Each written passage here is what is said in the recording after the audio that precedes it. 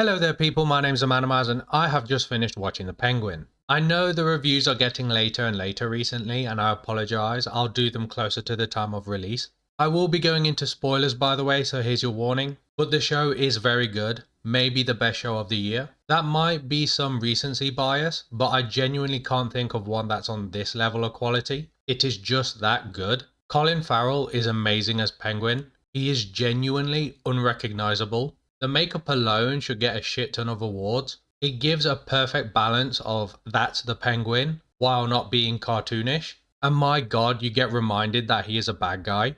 Like a lot of villain origin stories now, it's a misunderstood villain against an evil villain, so to speak. And there were times where you would think that when he's up against the Falcones and the Maronis. But he's such a weasel at getting what he wants and is willing to believe it too. Like he's willing to get his mother's finger cut off just so he can get out of trouble. And don't get me started on what he did to Vic. I was almost rooting for the two of them, Oz being the main guy and Vic being his number two. And then Oz kills him because Vic thought of him as family and he didn't want any weaknesses. He also probably thought Vic would take over his spot, as in the end he needed all the number twos of the other gang to betray their leader. So I think he thought of that before killing him. But I genuinely cannot wait until Batman knocks his fucking lights out. Because how dare he do that to Vic? Like he almost brought out the human side of Oz. Especially when Vic came back to him and not leaving with his girlfriend. Now I wish he fucking left. He deserved a good life. But this is what I loved about the show.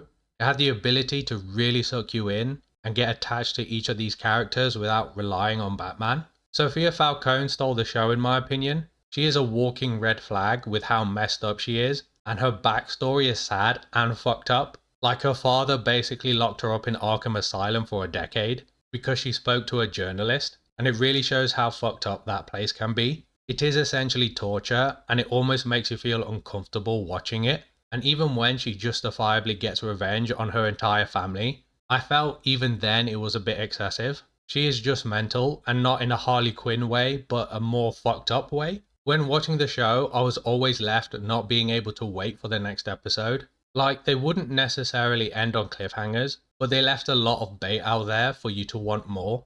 And at no point did the show feel like a drag or that it was rushed. The dramatic tension was placed perfectly throughout the episodes and was raised when it needed to be. Overall, it was a near perfect show and it had everything a great crime drama needed, from the ugly Gotham underground setting to Oz's mad personal life. Oh, and one more thing that I forgot. Oz's relationship with his mother really stood out. Like she hated him for killing his brothers, but all he wanted was her love and affection, which then passed on to his girlfriend, I think his girlfriend, because he makes her dress up as his mum in the end, which was fucking weird. But I kinda want to see where that heads to. Every time someone pulled out a gun, you know shit was about to go down.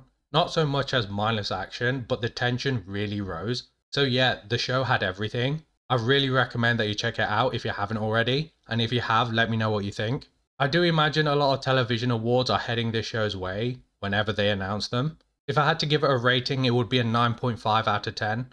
It was just that good, and it really explores the Batman world while also hyping up the Batman Part 2. Anyway, if you like my review, please leave a like and subscribe, that would greatly be appreciated, and I shall see you next time, and peace.